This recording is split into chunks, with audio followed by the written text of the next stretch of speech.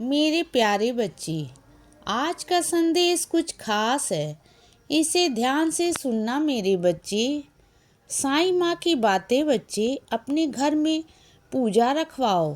मेरे बच्चे अपने घर में पूजा रखवाओ, चाहे सुंदर कांड का रखवाओ, चाहे साईं संध्या का रखवाओ, या कुछ भी करवाओ मेरे बच्चे, लेकिन करवाओ। मुझे वहाँ पर विराजित करो मेरे बच्चे। तुम्हारे घर पर ज़रूरत है, तुम्हारे घर पर ज़रूरत है मेरे बच्चे, क्योंकि तुम्हारे घर में बहुत सारे नकारात्मक ऊर्जा ने पहरा दिया हुआ है मेरे बच्चे। और मैं नहीं चाहता कि तुम्हारे घर में जो रोज़ कलह कलेश होते हैं बच्चे, लड़ाई झगड़े होते हैं, वह इस कदर पहुंच जाए कि सब कुछ ख़त्म ही हो जाए मेरे बच्चे। मैं नहीं चाहता, और इस वजह से मैं कह रहा हूँ तुमसे कि चाहे छोटी मोटी पूजा ही हो, लेकिन करवाओ मेरे बच्चे। मैं नहीं कहता कि एक बहुत बड़े कार्यक्रम का आयोजन करो, मैं नहीं कहता चाहे 3-4 लोगों को बुलाकर करो, लेकिन करो मेरे बच्चे। चाहे तुम्हारे परिवार वाले ही क्यों ना हो, लेकिन करो। देखो, तुम जब भी पूजा पाठ करने की सोचते हो ना, तो हमेशा विघ्न आते हैं बच्चे, आते हैं ना। वो इसी कारण से आ रहे हैं मेरे बच्चे, क्योंकि जिन नकारात्मक ऊर्जा हो तुम्हारे घर को घेर रखा है ना, वो मेरे बच्चे वो नहीं चाहते कि तुम पूजा पाठ करो। तो पूजा पाठ करवाओ मेरे बच्चे। जो तुम्हारे घर में सबका दिमाग अशांत रहता है ना, कोई भी सीधे रास्ते पर नहीं चलता, जिससे अगर कहा जाए कि ऐसे चलना है तो वह उल्टा ही चलता है, उसके विपरीत ही चलता है। हमेशा कोई किसी की बात नहीं मानता, सब अपनी अपनी जिंदगी को जीते हैं बच्चे, अपने तरीके से। कोई किसी की बात को नहीं सुनता। तो सुनो बच्चे, ऐसे में उनका दिमाग घूमा हुआ है मेरे बच्चे, वो नहीं सुनेंगे, तुम्हारी बिल्कुल नहीं सुनेंगे। तो ऐसे में तुम मेरी पूजा ही रखवाओ।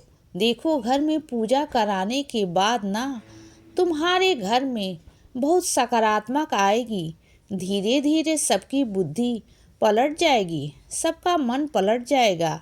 तुम जितना जल्दी हो सके अपने घर में पूजा रखवाओ। और सुनो, तुम्हें नहीं पता तुम्हारी ताकत का अंदाज़ा मेरे बच्चे, अपनी ताकत का अंदाज़ा तुम्हें खुद ही नहीं मेरे बच्चे। तुम क्या क्या कर सकते हो। तुम्हें लगता है ना कि यह काम नहीं कर सकता, वह नहीं कर सकता। तुम सब कुछ कर सकते हो मेरे बच्चे। तुम्हारे अंदर बहुत काबिलियत है।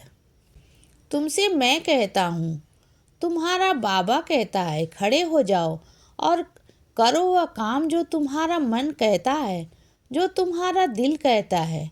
दुनिया की बातों में मत आना कि दुनिया ने तुम्हें ऐसा कहा या वैसा कहा। और सुनो, आज देखो, तुमने जो मैं तुमसे मिला था, सफ़ेद दाढ़ी वाला व्यक्ति जो तुम्हें मिला था ना, वो मैं था मेरे बच्चे। सफ़ेद दाढ़ी के भेष में जो मैं आया था तुम्हारे पास, वो मैं था मेरे बच्चे, तुम्हारा बाबा था मेरे बच्चे। और मैं भी तुमसे मिलने आया था। और सुनो, कुछ मेरे बच्चों ने मुझसे मन्नत मांगी है और कहा है कि बाबा, जब आप मेरा काम कर दोगे ना, तो मैं शिरडी आ कर के आपको मुकुट पहनाऊंगा। कहा है ना तुमने। मैं जानता हूँ मेरे बच्चे, और लोगों के लिए बहुत बड़ी बात है, लेकिन अगर तुम्हारा बाबा चाहे ना, तो तुम मुकुट क्या, तुम बाबा को अपने हार भी पहना सकते हो। बस तुम्हारे मन में वो इच्छा जागृत होनी चाहिए कि तुम्हें अपने बाबा के लिए काम करना है। अरे, जो काम दूसरों के लिए असंभव है ना, वह सारे काम तुम्हारे लिए संभव है मेरे बच्चे। और ये मैं तुमसे कहता हूँ, तुम मुझे हार भी पहना सकते हो। तुम्हारे बाबा के लिए सोना चांदी पैसा कुछ मायने नहीं रखता मेरे बच्चे। मैं जब चाहूँ उसे दे सकता हूँ मेरे बच्चे। और तुम्हारी अगर इच्छा है कि तुम मुझे आकर मुकुट पहनाओ तो पहनाओ मेरे बच्चे, चिंता मत करो। और रही तुम्हारी इच्छा की बात तो मैं उसे पूरा ज़रूर करूँगा मेरे बच्चे। और सुनो, जो तुम्हारी रहस्य में संख्या होती है ना, या तुम्हारे फ़ोन की हो या तुम्हारे कार्ड की हो मेरे बच्चे, कभी भी अपनी रहस्यमय संख्या किसी को भी नहीं बतानी चाहिए, चाहे वह तुम्हारा कितना भी प्रिय क्यों ना हो मेरे बच्चे।